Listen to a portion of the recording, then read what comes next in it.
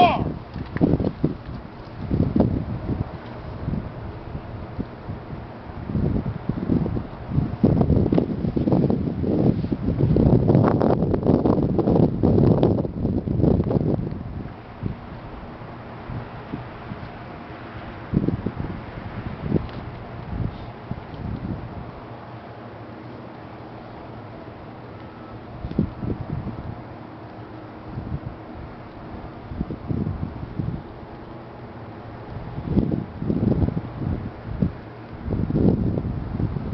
Present arms.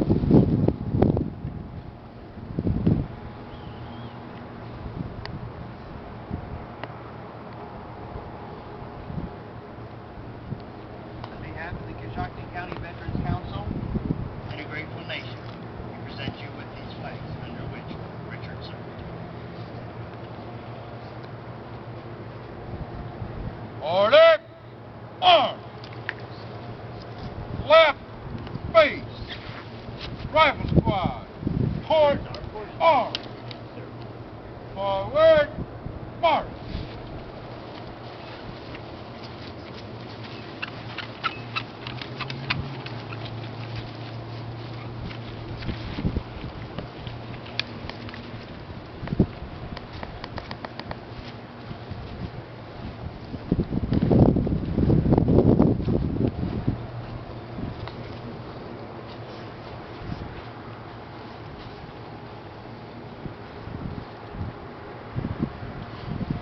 I'm Frank Polsinelli. As most of you know, I'm not a minister or deacon. I'm simply Dick Everhart's friend. It is that friendship that enables me to stand here today on behalf of his brother Steve, daughters Valerie and Renee, and his 10 grandchildren. We welcome all of you here today. We come together to honor the life of Dick, son, dad, grandpa, friend, and no less proud Marine. So let us begin with the prayer Jesus taught us, the Our Father. Our Father, who art in heaven, hallowed be thy name. Thy kingdom come, thy will be done, on earth as it is in heaven. Give us this day our daily bread, and forgive us our trespasses, as we forgive those who trespass against us. Lead us not into temptation, but deliver us from evil. All of us here have special heartfelt memories, feelings in regards to Dick. Let us now take time to share some of those with everyone else here who is here.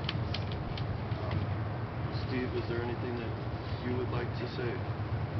I'll tell you something. Before everybody knew Dick when he was a kid, he was a great swimmer, and there was hundreds of kids come to our house every year. And I can see Dick today with his old double barrel shotgun and his dog, which was named Moses, and he would disappear in the woods, and you didn't know anything about him. And from then on, I went up to him.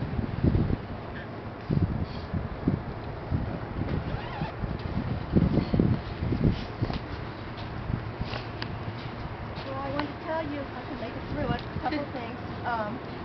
Dad was diagnosed in 1981, most of you know, with MS. In his last few weeks I was with him, Renee and all the grandkids were the most special moments of all. He had cancer, and he had elected to go through high-dose radiation in Columbus, and that was because he loved his grandkids and he wanted to try to hang on a little bit longer. When trying to figure out what to put in my speech today, every night I laid there and I tried to think of what's the best thing to say. And I have some memories of Dad. And the one thing I want everybody to remember is Dad said two things. Life is for the living, life is not for the dead, and he's in heaven. And the other thing is, no matter what happens in life, Dad would always look at me and say, it's okay, and soon it will be okay. We just have to keep him in our hearts and souls as much as we can. And here's some things I want to tell you that my dad did to let you know he always used to say things were okay.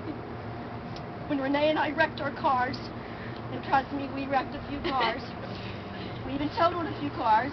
My dad, he would look at me and he would always say, don't worry, I can never replace you, but the car was always just a hunk of junk anyway. There was a time where we went on vacation, and we got back, and I opened the door, and my mom opened the door, and I could hear her screaming, and she looked at Renee and I, and she said, "What did you two girls do?" Well, we'd left water running in the bathroom, and we had an old clothy bathtub, and it fell from the living room ceiling down to the floor. And my dad looked at both of us, and the only thing he could say, he was never mad, the only thing he could say was we needed a new floor anyways. And he said, "Don't worry, your mom will get over it, things will be okay." Another time, Renee wanted a slumber party out in our backyard. And we had all the neighbor kids wanting to come over, and we had everything planned. And then the neighbors decided we couldn't have that party outside because we'd make too much noise. My dad said, "The hell with them." So he went to Schaefer Tent and Awning. In case you never knew my dad, he was a fireball. He went to Schaefer Tent and Awning, and he got the biggest tent he could find. And he took all the men from Schaefer Tent and Awning, and they came over and pitched literally almost a circus tent in the backyard. And it covered our yard and two of my neighbors' yards so that Renee and I could have the best slumber party in Coschocton County. Another thing I wanted to tell you was he was a great person and a great grandpa. He loved all his grandkids, and a couple things that he did for the grandkids.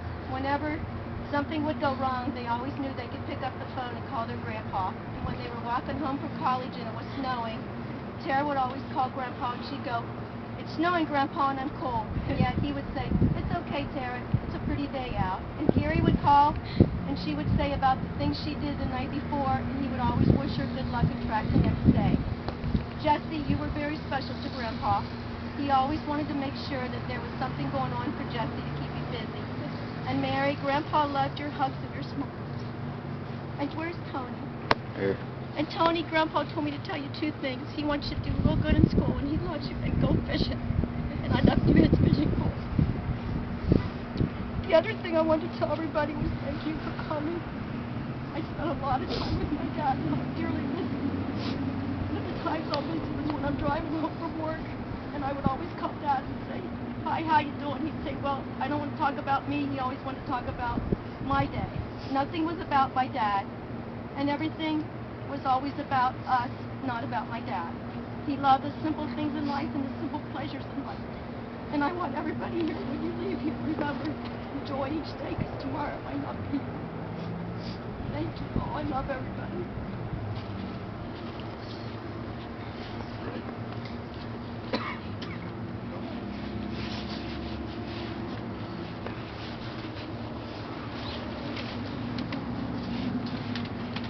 I would like to say if there's one thing I took from my grandpa, it'd be, but there's no possible way to choose just one. You embody the true meaning of a Marine, and I take pride in telling others my grandfather is a Marine. Your leadership, service, and charity is the greatest gift to all. However, you serve many roles beyond Marine. Postman, neighbor, friend. You are a son, you are a brother. And I can only imagine the kind of father you are if you are half the grandfather we know and love. And while we say we know we will meet again someday, we all hope that day is long to come. You will be waiting patiently, not doing a darn thing or a whole lot. You always say pity the living, do not pity the dead. There are many more family members to come, which you will also meet someday, and we will share our stories with them, which you impressed on all of us. We will teach our grandkids to play poker in war, but we'll always let them win. We will let them back our cars out of the garage and take them for just a little spin.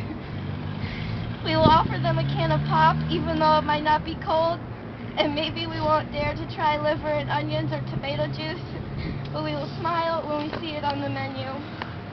We will call them pal, darling, and pumpkin, no matter how old they are. And we will say, "Now kid, have that second cup of coffee, because I know a man who drinks gallons a day," just to name a few. But more importantly, we will act in your honor.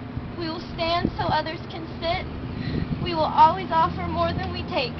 We will lock our doors for safety, but will turn no one away. We will offer a smile and joke in the saddest of times, and will remember you daily.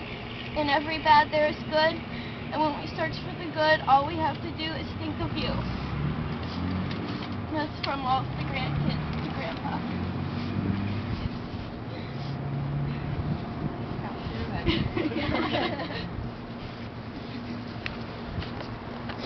Sorry guys, I don't have much of a speech, but I just wanted to reflect a little bit about Grandpa and everything. You know, there's a lot of things I'd love to say, and I could go for years and years and years to talk about all the great times we had and how great of friends we really were. But you know, I feel like that's something that me and him really had something special. And Carrie and I we were texting back and forth, and she said, you know, a lot of people aren't as lucky as we are. You know, we have a huge family, we got a lot of people here, and, you know, he'd be really proud of all of us, I know he would be. So, you know, he helped shape the man I am today, and I'm really thankful for having him.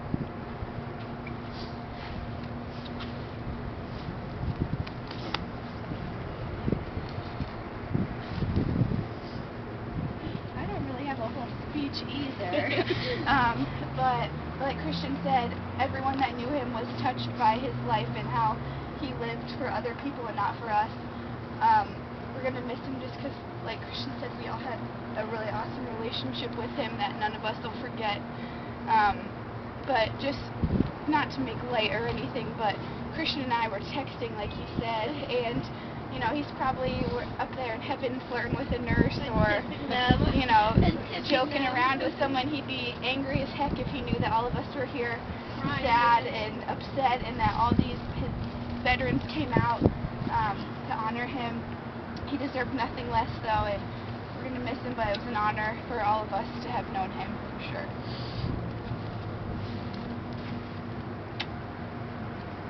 Would anyone else like to say anything at this time? Well, Please. I too am a little lazy, couldn't write it out, it was too hard to think of, but as everyone's previously stated, he was just such a great person. He was more than just my grandpa. I mean, he went and bought my prom dress, got my bra to wear under the dress, even got my first pair of shoes that were high heels. Couldn't walk in them obviously, but he said it'll be fine, just try. And I mean, he was just so much more than grandpa. I just wish that, you know, we would have had more time, but he really stuck it out for us, and I couldn't have asked for anything more.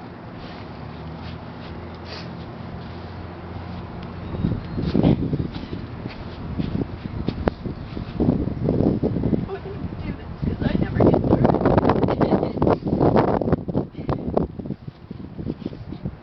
What I have to say, found I had the best dad anybody could have ever asked for.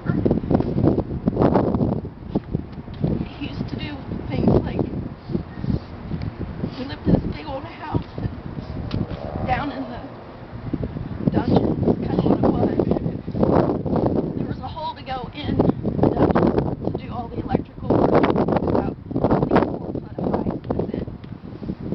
Found I'd sit there when Dad went into work, and he crawled through, and I would say, you think there's spiders? And I said, yeah, you know, and snakes and everything else, and we'd sit there and we'd cry until he came out of the other side of the hole.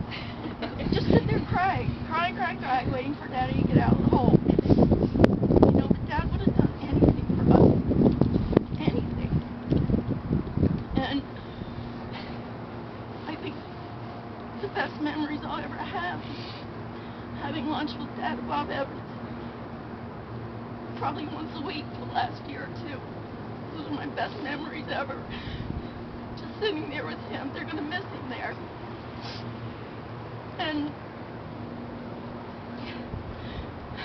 he was so proud of Christian and Kellen and all of the kids, Gary and Tara. He was so proud of everybody. He loved Frank dearly and Frank's family. I don't know what else to say. I hope he's at peace. Thank you.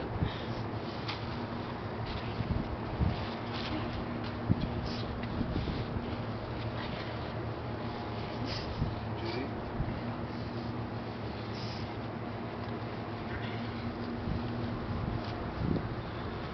You know, you take a little piece of, as you grow and get down the road age-wise, you take a little piece of people that have some meaning in your life. Dick was a really laid-back guy. He taught me that a lot of stuff doesn't matter. We joked about wrecking cars. Well, Tara did a good job. She backed out of the garage and took 2 cars out in the driveway. It really didn't matter, though. You know, he didn't have tons of stuff, but he had a lot of love, and the man was totally loved everybody around him. And that's what I took from him to raise my daughters, that stuff doesn't matter. Just show your love to them. Material things don't matter, and be there for them. And I hope everybody else can take some of that in their lives. We all get busy with things. Just remember that love your family, especially your sons and daughters, because time's short. I'm going to miss the guy. He was wonderful.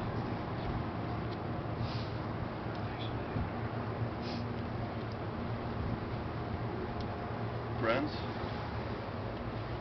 Anybody like to say anything? Now's a good time.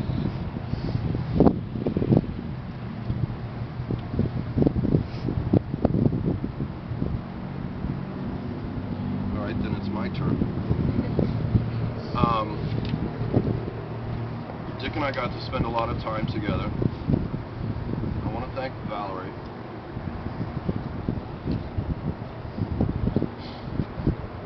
Valerie kept him alive. She did the doctor's appointments. She did the shopping. She did the bill paying. Valerie bought her family and Dick's friends extra years. It would not have happened under other circumstances. Valerie, along with Renee, enabled Dick to live in his apartment by himself and independently. No one spent nights there with him. We'd call, he'd answer, talk, we'd stop by. He was friendly with visitors, etc., but he was independent to the end. And that was very, very important to him. And again, thank you, Valerie, for that. Dick was a simple man as well. He owned a car. Simple car. He owned a table, a card table. Card table. 2 chairs. Dick had 2 chairs. And a TV. And a TV. His true treasures were all of you. And that's all that mattered to him. I just like thinking. I know it's in there. I'm sorry. Just last week, I had a chance to talk to Dick about what he wanted to happen today.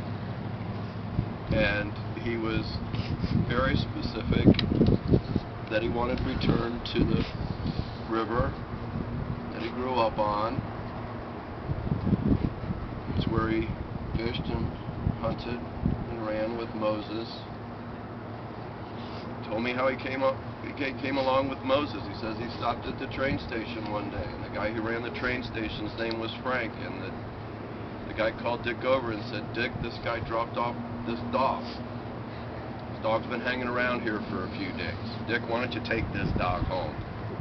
So Dick took the dog home. Moses, he said, it was the laziest animal he ever saw in his life. He'd eat laying down. Wouldn't move.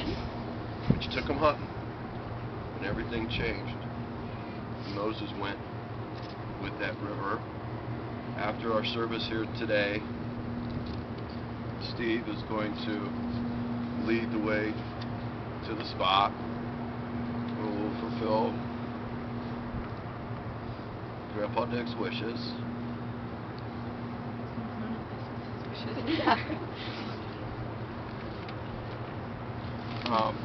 Dick was a mail carrier, as we know, and Dick also had the gift of gab, so I can only imagine that the mail was late in Coschocton for at least 20 years. I can't see him going too fast from house to house. We would like now, if we could, to say a group prayer.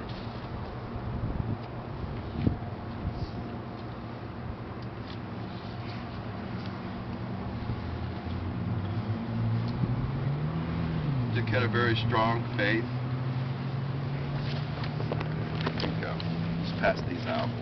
You spread these out back there so we can all say this together. Just gonna have a couple. Got it?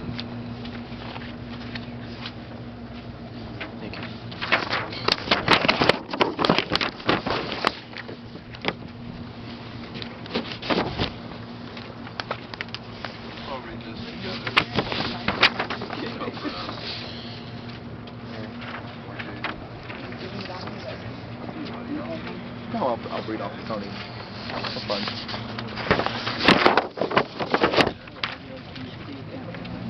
Grandma, would you like your own?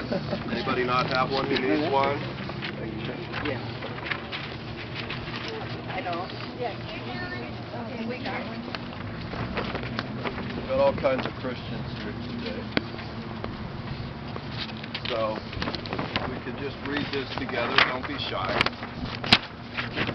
Dear child, I wanted to send you this letter to tell you that I love you. You, my child, I love. Before I formed you in the womb, I knew you. And before you were born, I consecrated you. Formed your human beings, and knit you together in mother's womb. Child, my love for you is such that I shed my blood on the cross for you.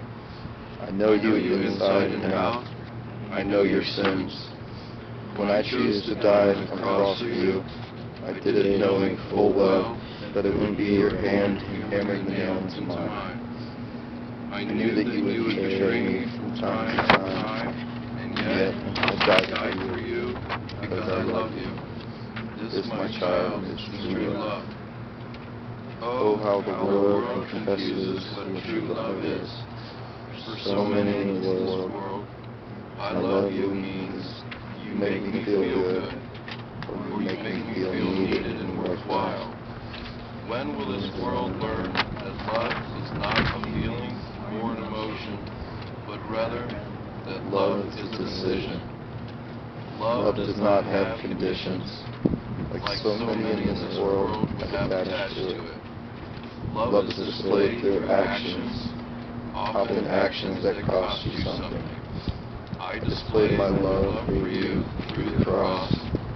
My love for you cost me my life. My child, do not wander away from my love. It is my love that you seek when you dream of happiness. It is my love that you are searching for when nothing else you find satisfies you. My love is the beauty to which you are so attracted, and the peace for which you hunger. Do not allow your heart to be troubled, for when you pass through deep waters, I will be with you. In the rivers you shall not drown. You are wonderfully made. You are my masterpiece. Do not criticize or get down on yourself if you are not perfect in your own eyes. And always remember that you are a diamond in your Father's eyes. I have created you for greatness. I chose you at the foundation of the world to be holy and without blemish. Please, my child, respond to this love of mine. Seek your full potential. Do not settle for compromise. Do not be grounded down by mediocrity. This world needs more saints. This world needs more of my love. Live in my love and be my love. This is my command. Love each other as I have loved you. Everlasting love. Jesus. Love each other as I have loved you. That's Richard Everhart.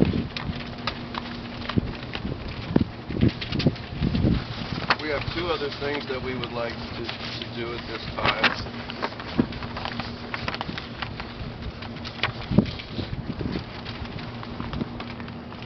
We're going to bless the ashes.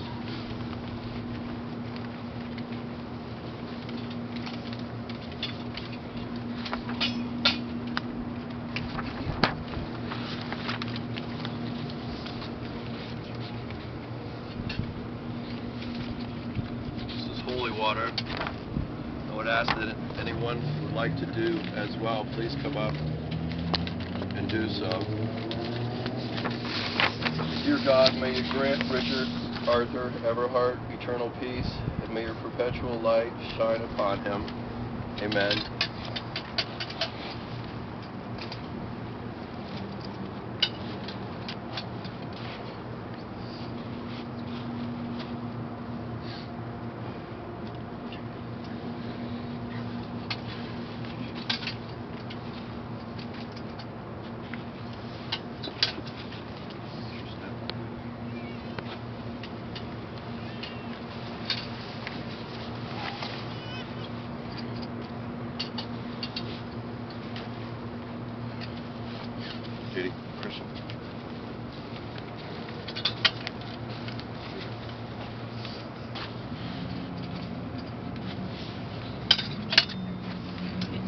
Girls?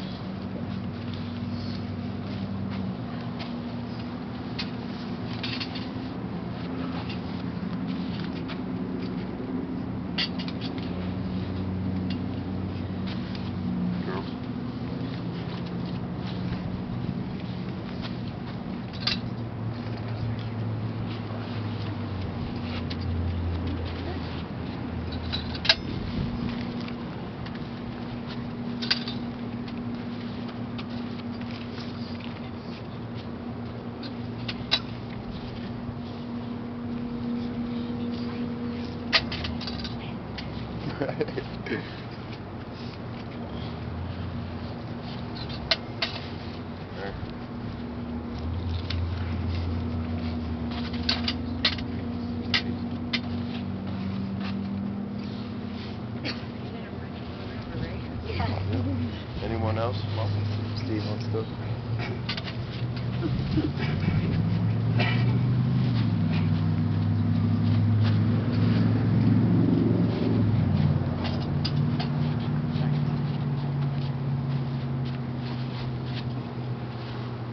Jesse?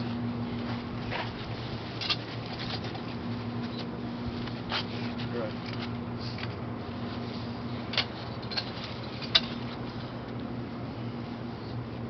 Anyone else?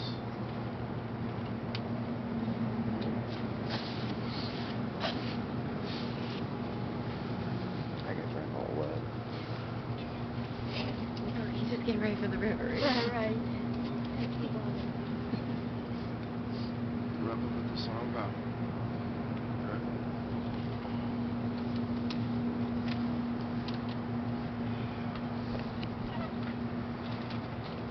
Okay, everybody, no more tears. Dad was a huge Buckeye fan, and I promised him, and Frank and I and Renee, that we would play Carmen, Ohio. So if everybody will please sing Behind Six Lights of his voice, because he never missed watching a ball game, football, basketball, anything that had to do with Ohio State.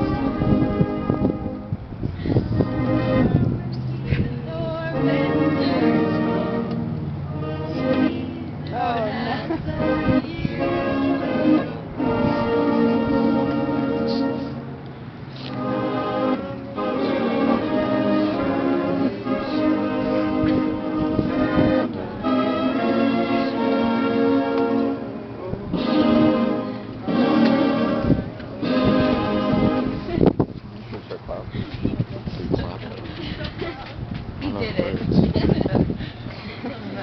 I know. We have two things. Everybody's welcome to come afterwards. We want to do a celebration of life. So, over at Edie Ryan's, which used to be the old Spitlers for all of us that grew up in Coschocton, I have a buffet cake for everybody for dinner today. So if you would please come over and join us for dinner, I'd love to have everybody come over to Edie Ryan's. And also, before we do that, we're going to take that ashes and we're going to go over to Lake Park and we can say our blessings